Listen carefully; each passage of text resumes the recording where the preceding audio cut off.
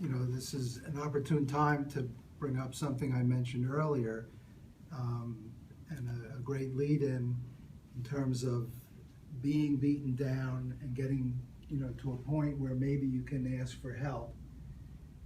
And then you call your insurance company because the time is right, your child is ready, you're ready. You call the insurance company after you go online and you look at the list of providers, or you look at the book of providers that was mailed to you, and you say, I need help, I'd like to make an appointment. I'm sorry, I don't accept that insurance anymore. And then you call another one. I'm sorry, I don't accept that insurance. You call a community-based agency. We only accept Medicaid. Now this is after it took you all this time because you didn't want to expose this issue to the world outside. It took you all this time to make that first phone call, and then you get the phone slammed down in your face. And for some, that's all they need to say is, okay, I tried, that's the end of it, this is my fate. For others, maybe they keep trying. Now, in 2008, a federal law was passed.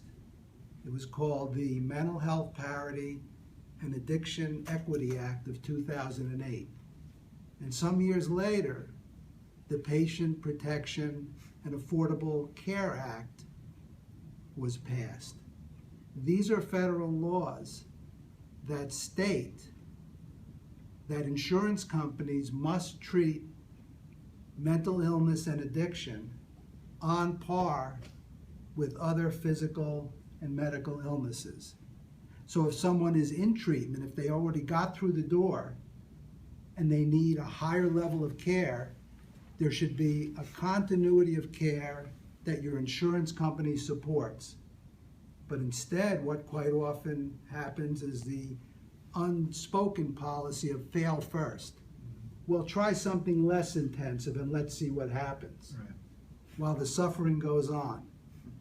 Now, before you get into the door in the first place, which is what I was referring to before, insurance companies are required to have adequate networks of providers, meaning enough providers to deal with special issues in a certain geographic area for the people that are on the rolls of, the people that are subscribers to their insurance company.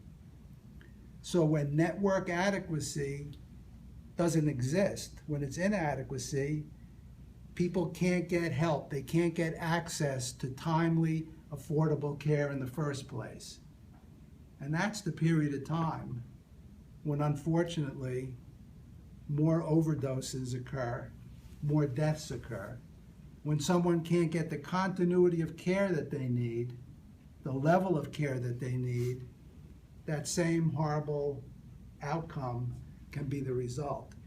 So we, listeners and all of us, we have to demand that in New York State, that the Attorney General enforces parity. We have to demand that a state organization that was created by Governor Cuomo, called the Department of Financial Services, monitor network adequacy to make sure that no parent, no individual that makes a phone call to ask for help ever gets that phone slammed down on them.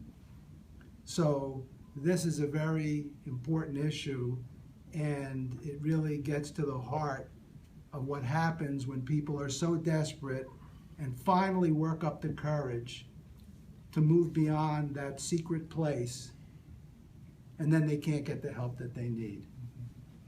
And so if people are interested who are listening and want to get involved in that issue, give me a call at 516-626-1971 or email me at amalikoff, AMALEKOFF, at North Shore Child and Family Guide, NorthShoreChildGuidance.org.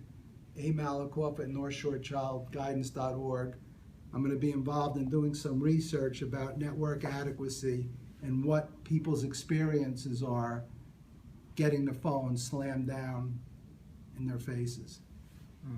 I'm really glad you brought that up, and I think it's safe to say, from a layman's point of view, thousands and thousands of lives have been lost because they got the rejection.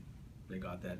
They felt they had no place else to turn, and because they were turned down by insurance, ended up suicide, overdose. You know, absolutely. And you know, there's an old parable. It's about this village that was on a river, and one day there was a couple guys by the river, and he looked in, and there was a baby floating in the river.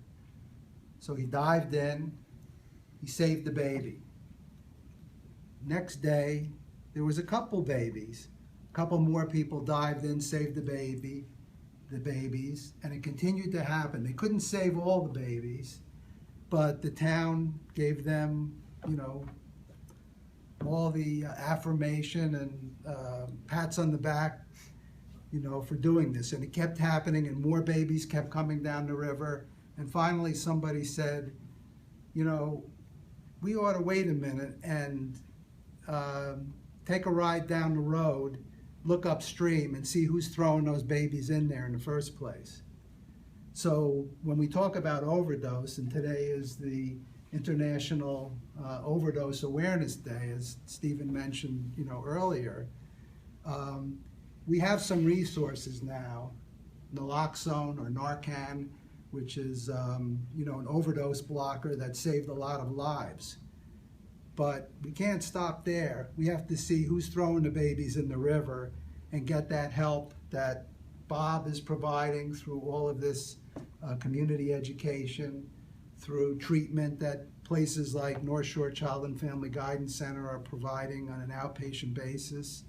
But we have to also, you know, get these insurance companies in line so the services that you need before you need Narcan are there for you in a timely and affordable manner. Just